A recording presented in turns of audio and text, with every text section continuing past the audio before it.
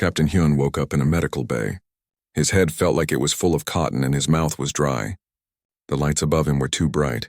He blinked slowly, trying to remember where he was. "Easy, Captain," a voice said. "You've been out for about 6 hours. The drugs you took were strong." Hyun turned his head. A human doctor stood beside his bed, checking medical displays. Beyond the doctor, he could see Nari, Taeyang, and Sora in other beds. They were starting to wake up too. "The Valorians?" Hyun asked.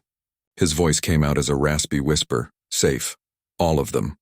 The doctor smiled. "The fleet arrived about 16 hours after you engaged the Krith. You bought them the time they needed." Hyun closed his eyes. Relief washed over him. "My ship?" "Being towed back to Haven Station for repairs. Your engineer did quite a number on it with those modifications, but it's fixable." The medical bay door opened. Admiral Minho walked in. He looked tired but satisfied. When he saw Hyun was awake, he approached the bed. "Captain," Minho said, "how are you feeling?" "Like I got hit by a cargo hauler, sir." "That's about what you look like, too." Minho pulled up a chair and sat down. "I need to talk to you about something. You refused a direct order from an admiral. That's a serious offense." Hyun met the admiral's eyes. "Yes, sir. I know. You took a civilian research vessel into a combat zone against a pirate fleet. You had no weapons, no armor, no training for that kind of situation?" "Yes, sir." "You improvised weapons from mining equipment and held off 7 Krith warships for 4 hours with a crew of 4 people." "We did what we had to do, sir." Minho was quiet for a moment. Then he smiled. It was a tired smile, but genuine. "Captain Hyun, you and your crew are the bravest idiots I've ever met.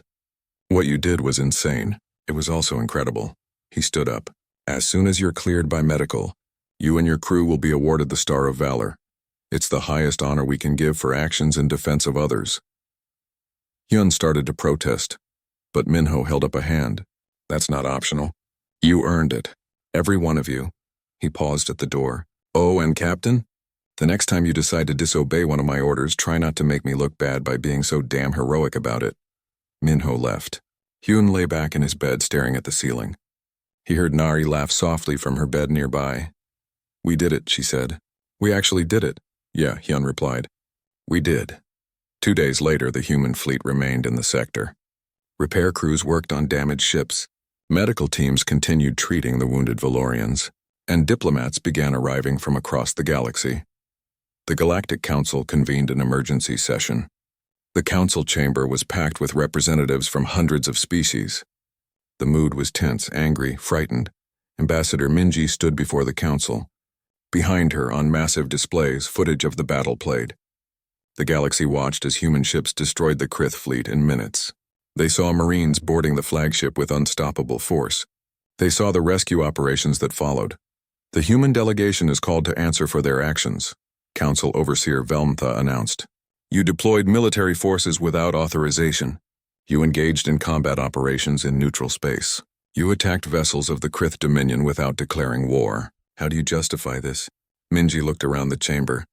She saw fear in many eyes. The other species were scared of humanity's military power. But she also saw something else in some faces. "Hope. Justify?" Minji asked. "Very well. We received a distress call from a civilian vessel under attack. We responded. That's the entire justification. But the protocols," the Thalrian representative shouted. "The proper procedures. You ignored all established rules of engagement." "Your protocols would have taken a week," Minji replied. "The Valorians didn't have a week. They had hours." "The Krith were conducting legitimate salvage operations," said a Korthan diplomat. "They claimed the Valorian ship was derelict." "There were 800 living people aboard," Minji said coldly. "That's not a derelict. That's a massacre in progress." Velmtha leaned forward. "Ambassador Minji, please help us understand. Why did humanity respond so aggressively? The Valorians have no alliance with you. They offer no strategic advantage. They have no resources worth protecting. Why risk so much for strangers?" Minji was silent for a long moment. How could she explain something so fundamental to human nature? How could she make them understand? "On Earth, our homeworld, we have a saying," she began. "It's very old. Thousands of years old. It says, 'I am my brother's keeper.' Do you know what that means?" The council chamber was silent. "It means we are responsible for each other. All of us, not just family. Not just friends or allies. Everyone. When someone is in danger, when someone needs help, we don't calculate the cost or benefit. We don't check if there's a treaty or trade agreement. We help, because that's what civilized beings do. That's naive, the Korthan diplomat said. Resources are limited. You can't save everyone. You're right. We can't save everyone. Minji's voice was steady. But we can try. And we will keep trying, every single time, because the alternative is to become the kind of people who ignore calls for help. The kind who let innocents die because it's not profitable to save them. We refuse to be those people. A Valorian delegate stood up. It was the young diplomat Thelvan, who had been at the embassy when the crisis began. His voice shook as he spoke. If I may address the council? He asked. Velmtha looked surprised but nodded. You may speak. My people have been part of the galactic community for 200 years, Thelvan said. In that time we've followed every rule. We've paid our dues, we've been model citizens, and when pirates attacked our colony ship when our families were dying, we called for help.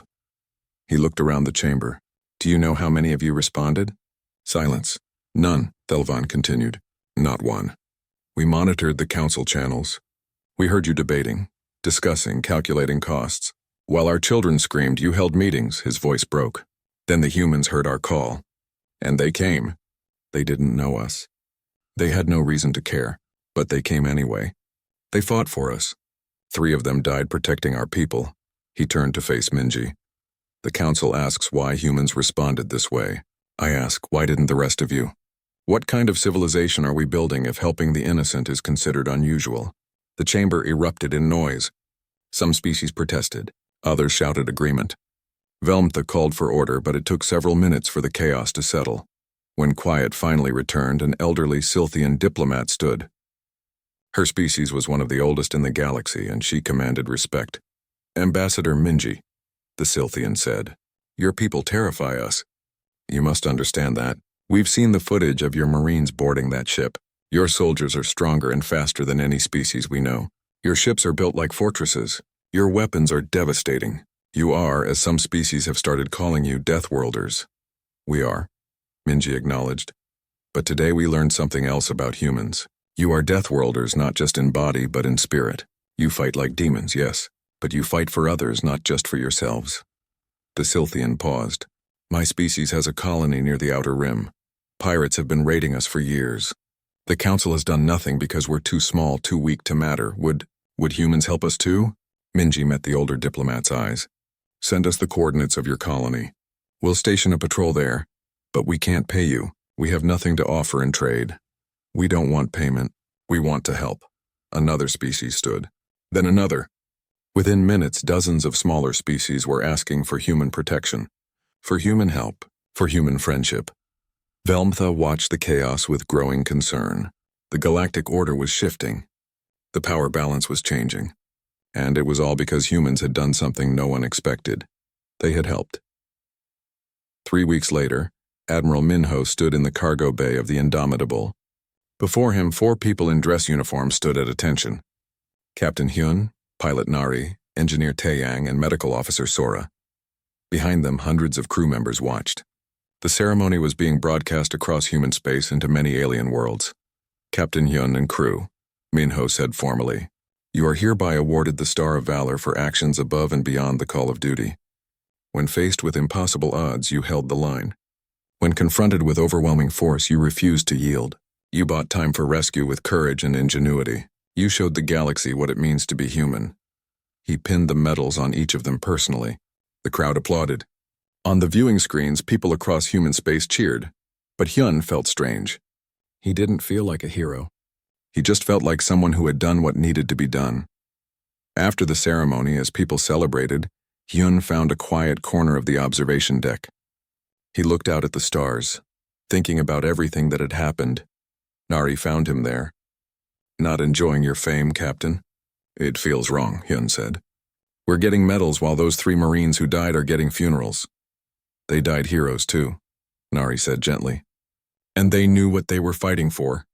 We all did. Do you think anything will really change? Will the galaxy learn from this? Nari looked out at the stars. I don't know. But I know this. Every species that watched us respond to that distress call now knows that humans will come when they're called.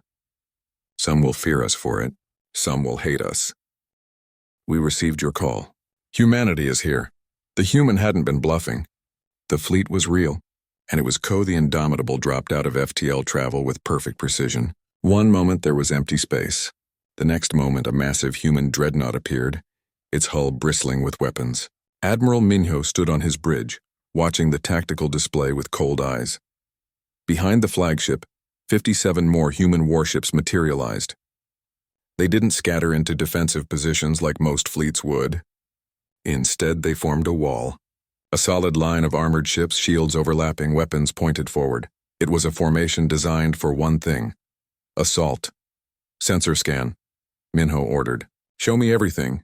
The tactical display updated. 3 Krith warships remained operational, circling the Valorian colony ship. 4 destroyed or damaged Krith vessels floated nearby, and there, powerless and dark, was the Celestial Dawn. Life signs on Captain Hyun's ship? Minho asked, unable to detect Admiral. The ship has no power, but I'm reading life signs on the Krith flagship. Some of them might be human. Minho's expression hardened. Open a channel to the Krith, all frequencies. The communications officer worked quickly. Channel open, sir. This is Admiral Minho of the Terran Defense Fleet. To the Krith vessels in this sector, you have attacked a civilian colony ship and engaged in acts of piracy and slavery. You have also captured members of a human crew. You have one chance to surrender. Release all prisoners immediately. Power down your weapons. Prepare to be boarded. On the Krith flagship, Thros listened to the message. His crew looked at him, waiting for orders. Through the viewport, he could see the human fleet. So many ships, all of them bigger and heavier than his own vessels. They're bluffing, his first officer said. No one sends this many ships for a colony of Valorians. They'll negotiate. They'll make threats. But they won't actually attack. The diplomatic consequences would be too severe. Thros wanted to believe that, but he kept thinking about the 4 humans who had fought his entire fleet with mining equipment. He thought about the way they drugged themselves rather than surrender. He thought about that calm voice saying, "Help is coming." "War Captain, they're demanding a response," the communications officer said. Thros made his decision. "Tell them we'll negotiate. We want safe passage in exchange for the prisoners." The message was sent. The response came back in seconds, negative. "Surrender now or be destroyed. You have 30 seconds to comply." Thros felt anger surge through him. They dare give me ultimatums? I am War Captain Thros. I have conquered 100 systems. He turned to his crew. All ships battle formation.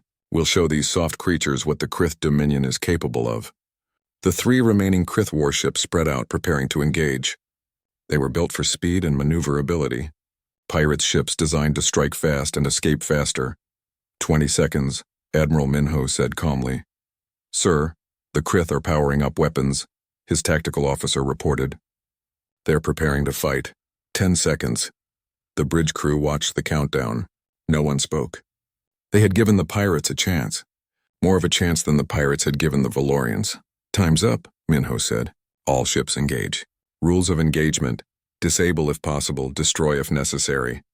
Priority 1, protect the Valorian colony ship. Priority 2, recover our people. Priority 3, make sure the Krith regret every decision that led them to this moment. Yes, sir. The human fleet opened fire. The Krith had fought many battles. They knew tactics and strategy. They were confident in their abilities. But they had never faced anything like this. Human weapons hit with devastating force. Kinetic cannons fired projectiles at a fraction of light speed. The rounds, developed to work in Earth's crushing gravity, struck with the force of small meteors. Krith shields, designed to deflect energy weapons, did almost nothing against solid matter moving at such speeds. The first Krith raider took a direct hit from the Indomitable's main cannon. The round punched through its shields, through its armor, and out the other side. The ship split in half, its crew dead before they could scream. They're not dodging, Thros said in disbelief. Why aren't they dodging? They don't need to, Captain, his tactical officer said. His voice shook with fear. Their shields are absorbing everything we throw at them. And their armor. Captain, their armor is designed to survive atmospheric re-entry. Our weapons barely scratch it. A Krith cruiser tried to flank the human formation using its superior speed. Captain Jiho's destroyer squadron responded instantly. They didn't chase the cruiser. They predicted its path and filled that area of space with weapons fire. The Krith ship flew directly into the trap and was torn apart. Impossible, Thros whispered. Their reaction time? No species moves that fast, but humans did. Human reflexes evolved on a planet full of predators. A world where slow meant dead. Millennia of survival on a death world had made them fast, faster than any other species in the galaxy expected. The last Krith raider tried to run. It accelerated toward the edge of the battle, hoping to escape into FTL. Captain Yuna's carrier group launched fighters, small, fast craft piloted by humans who thought three-dimensional combat was normal. The Krith captain watched in horror as human fighters corkscrewed around his ship. Moving in patterns that should have been impossible, they struck his engines with surgical precision. The raider went dark, tumbling helplessly through space. The entire battle lasted 4 minutes. Thros sat in his command chair, staring at the tactical display. 3 minutes ago, he had 3 operational warships. Now he had none. The humans had destroyed his fleet with casual efficiency, like swatting insects. Incoming transmission, his communications officer said quietly. Admiral Minho's face appeared on the screen. Your ships are disabled or destroyed. Your weapons are offline. You have lost. Now you will return the prisoners you took, or I will board your flagship and take them by force. You wouldn't dare, Thros said. I have over 100 Valorian prisoners aboard this ship. If you attack, they'll die. Minho's expression didn't change. Commander Hana, you're cleared for boarding action. Non-lethal approach.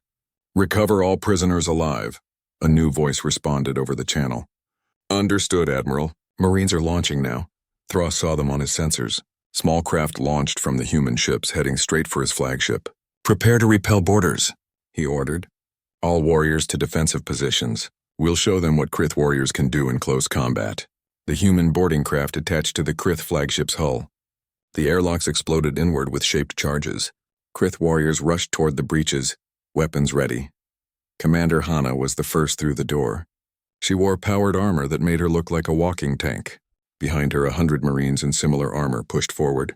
The Krith opened fire. Their weapons were designed to kill most galactic species easily. Against human armor, they did nothing. The energy blasts scattered harmlessly off the reinforced plating.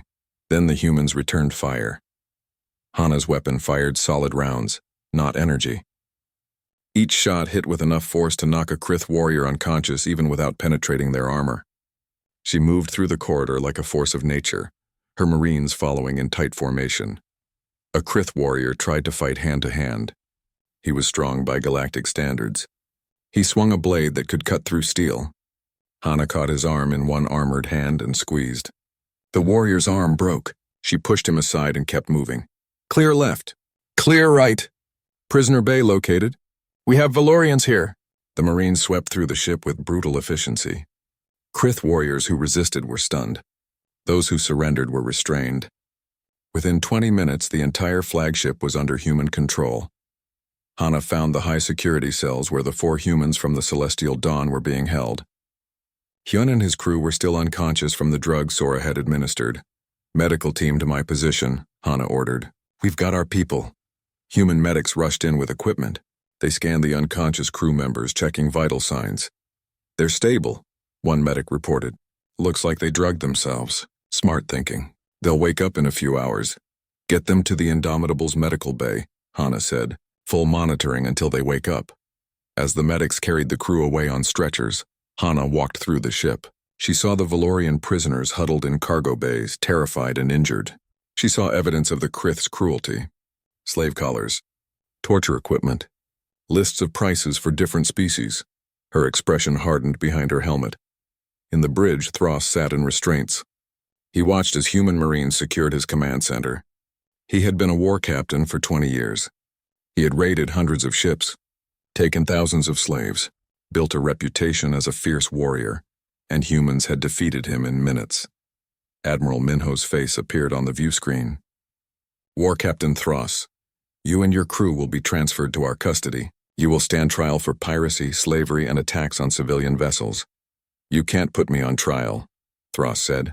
The Galactic Council has no jurisdiction over the Krith Dominion. I don't answer to the Galactic Council, Minho replied. And you attacked humans. That gives me all the jurisdiction I need. Thros felt cold fear. What will happen to me? That depends on the court. but I can tell you this. If it were up to me personally, I'd show you the same mercy you show no. The celestial dawn dropped out of faster-than-light travel 300 kilometers from the Valorian colony ship. What Hyun saw on his screens made his blood run cold. The gentle currents was surrounded. 7 Krith warships circled the colony vessel like predators around wounded prey. The Valorian ship showed signs of weapons fire. Parts of its hull were scorched black. Atmosphere leaked from several breaches. Life signs? Hyun asked. Sora checked her medical scanners, reading approximately 800 Valorians still alive on the colony ship. But, she paused. Captain, I'm also reading Krith life signs aboard the gentle currents. They've already boarded. Hyun's jaw tightened. Nari, take us in. Position us between the largest Krith ship and the colony vessel. Captain, that's a dreadnought, Nari said. It's 10 times our size. I know. Do it anyway. The small research ship moved forward. On the Krith flagship, War Captain Thros watched the approaching vessel with amusement. His crew had been in the middle of sorting the Valorian captives when sensors detected the newcomer. What is that? Thros asked his sensor operator. Small vessel, Captain, minimal armament. We're not even detecting weapons systems. It appears to be a research ship. A research ship? Thros laughed. Who sends a research ship to a battle? The communications officer spoke up. Captain, they're hailing us. Put them through. This should be entertaining. Hyun's face appeared on the Krith view screen. Thros studied the alien. 2 eyes, smooth skin, hair on its head. The creature looked weak, soft. I am War Captain Thros of the Krith Dominion, Thros announced. You are interfering with a legitimate salvage operation. Leave immediately or be destroyed. Salvage? Hyun's voice was quiet, controlled. Those are living people on that ship, not cargo. They are now property of the Dominion. This is your only warning. Depart or die. No. The single word hung in the air. Thros blinked his multiple eyes in surprise. What did you say? I said no. We're not leaving. And neither are you. Thros leaned back in his command chair. You dare threaten me? You have 1 small ship with no weapons. I have 7 warships. Are you insane? Maybe, Hyun said. But help is coming. A human fleet is 18 hours away. If you're smart, you'll leave now while you still can. This made Thros laugh even harder. A fleet? Coming for these worthless Valorians? He turned to his crew. Did you hear that? He thinks we'll run from his imaginary fleet. His crew joined in the laughter. The idea was absurd. No one mobilized fleets for strangers. It was too expensive, too risky. Wars were fought for resources and territory, not for random civilians. I'll tell you what, Thros said, still grinning. I'm going to disable your ship. Then I'm going to board it. Your crew will bring good prices at the slave markets. You might even fetch a premium price since you're so entertainingly stupid. Last warning, Hyun said. Leave now. Or what? Or you'll regret it. Thros cut the communication.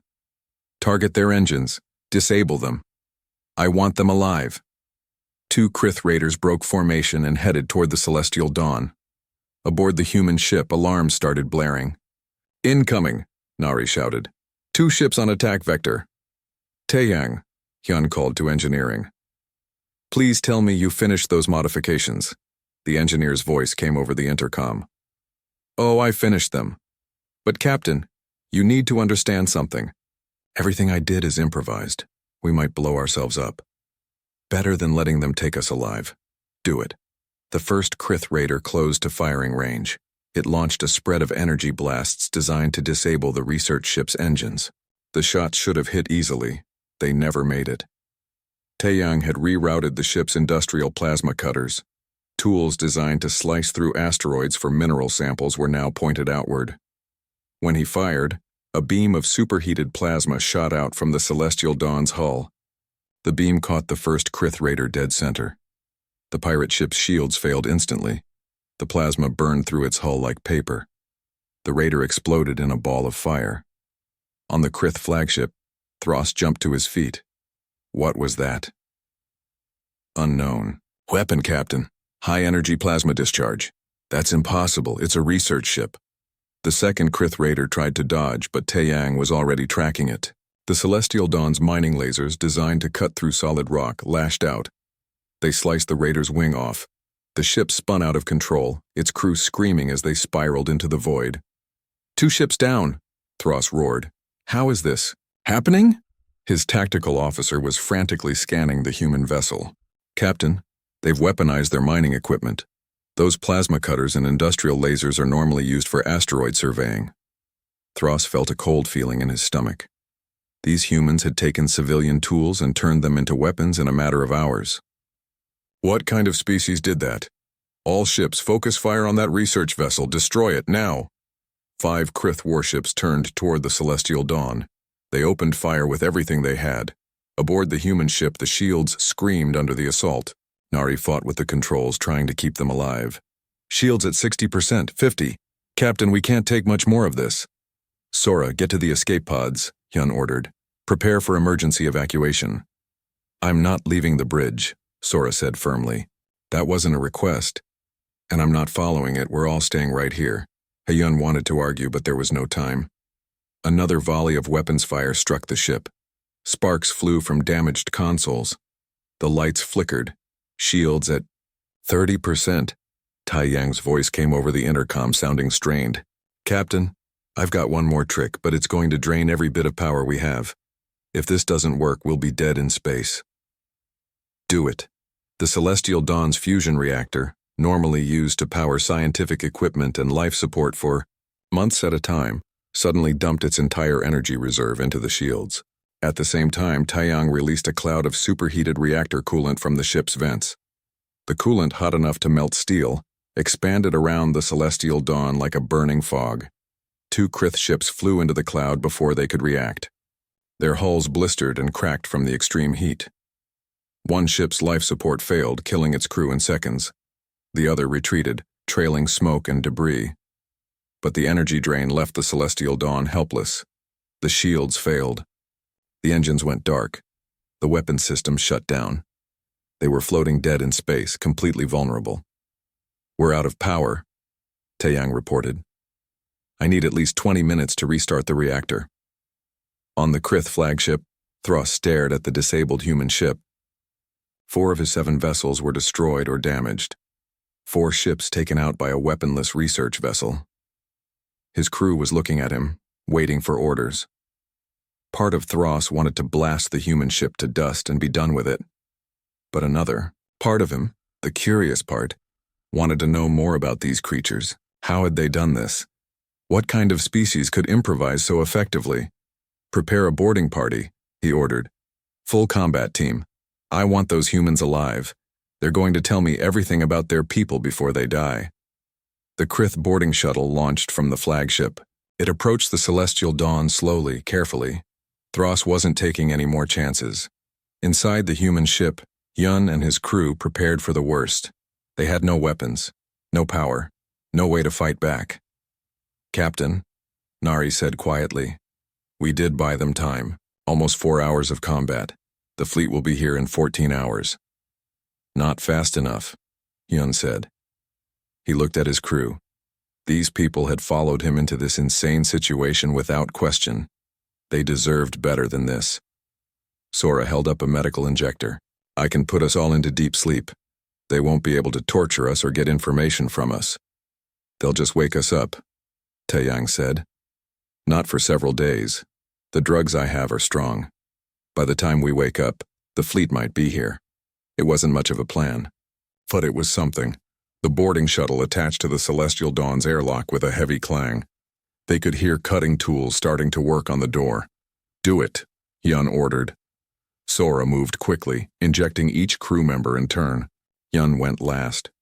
As the drug began to take effect, his vision blurred. The last thing he heard was the airlock door exploding inward. The last thing he thought was, "Hold on, we're coming. Just hold on." Then darkness took him. The Krith boarding team rushed into the ship, weapons ready. They found the 4 humans unconscious on the bridge, drugged into a deep sleep. Thros arrived moments later. He looked at the sleeping humans, then at the bridge around him. Scorch marks covered the walls. Damaged equipment sparked and smoked. These 4 people had fought like demons with tools never meant for combat. "Take them to the flagship," Thros ordered. "Lock them in maximum security. Post guards. These creatures are dangerous even when unconscious." As his soldiers carried the humans away, Thros looked out the viewport at the Valorian colony ship. He'd won, technically. He had his prizes. He had the Valorians. He'd even captured the brave idiots who tried to stop him. So why did he feel like he'd made a terrible mistake? His sensor operator interrupted his thoughts. "Captain, we're detecting something. Multiple FTL signatures. A lot of them." "How many?" 58, Captain." "No, wait.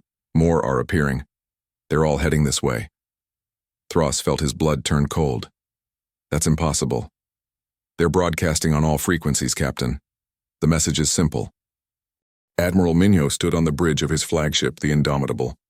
The massive warship hummed with power as it prepared for faster-than-light travel. Around him, dozens of crew members worked at their stations, their faces focused and determined. "Admiral, all ships report ready," his communications officer reported. "Battle Group 3 is assembled and awaiting your command." Minho nodded. He looked at the holographic display showing the fleet formation.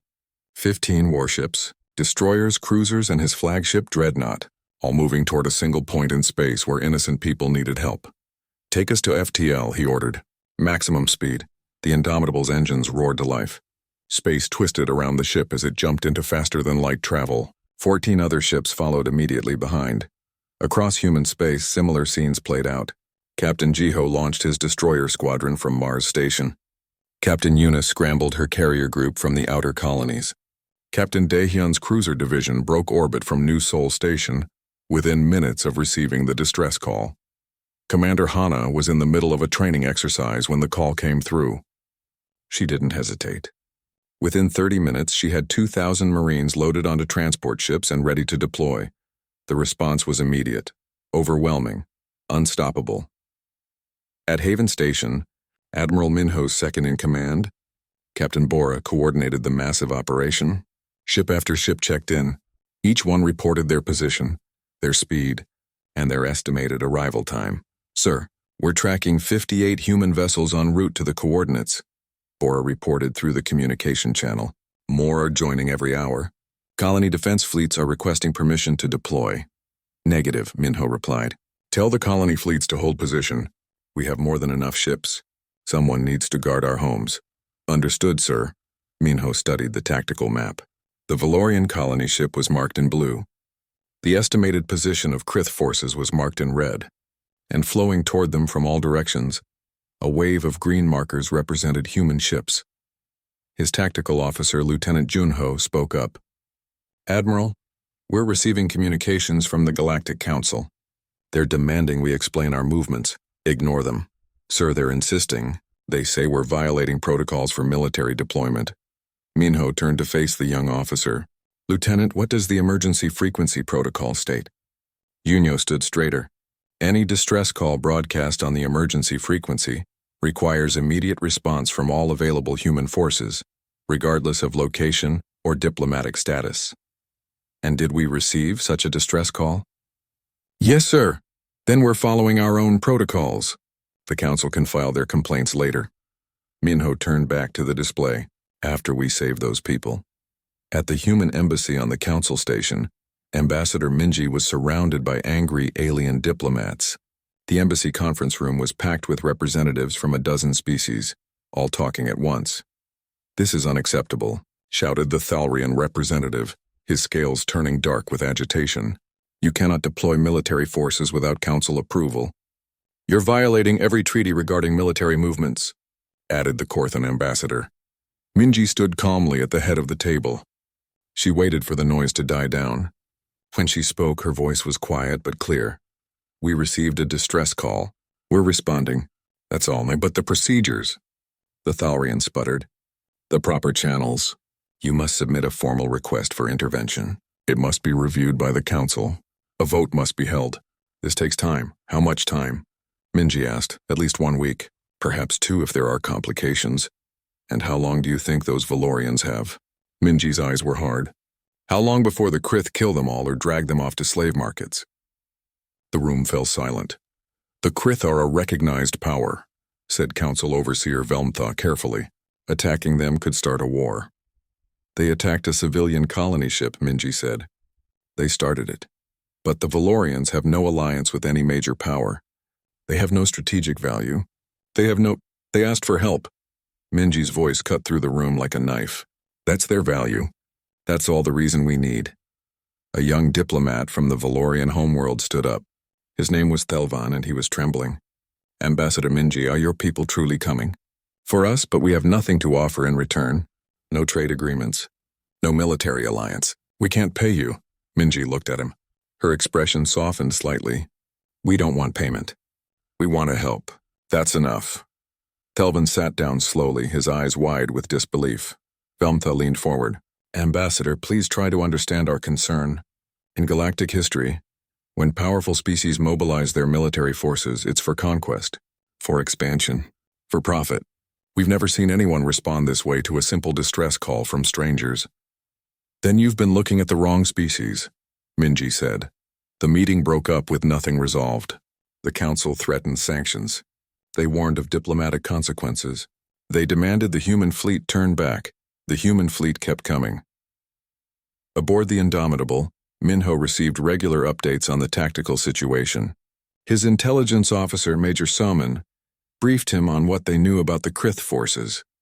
Estimates put the Krith at 20 to 30 vessels, Admiral, mix of raiders and heavy cruisers.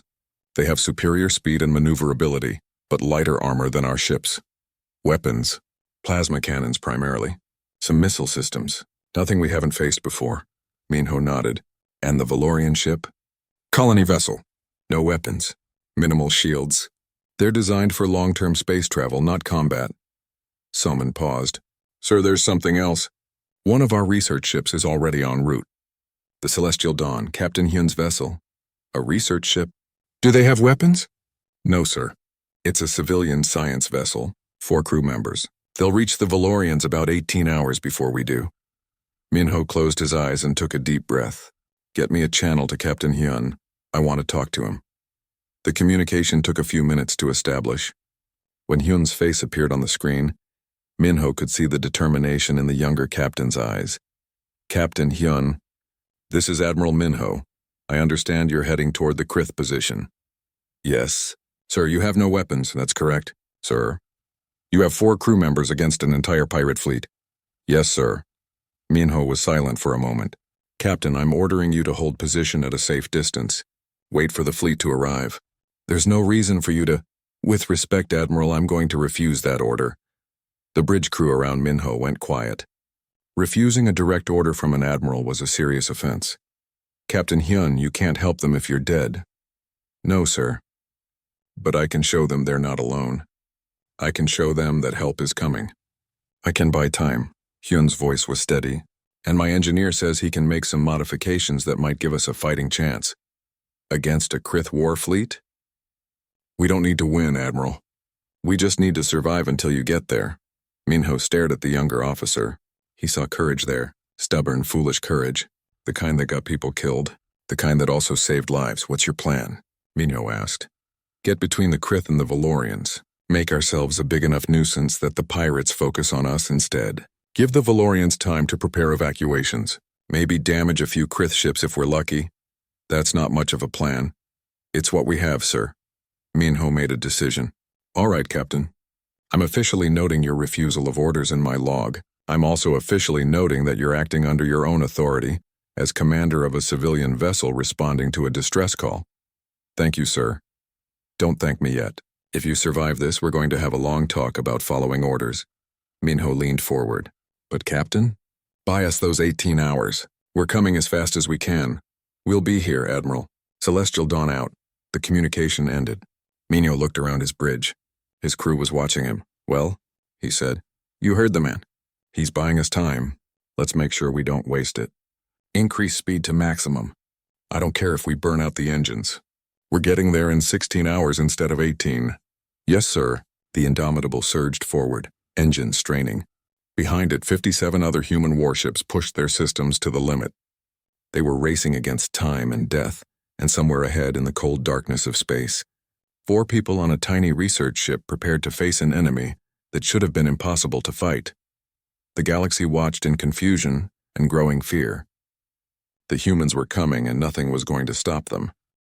Captain Hyun stared at the navigation screen aboard the Celestial Dawn.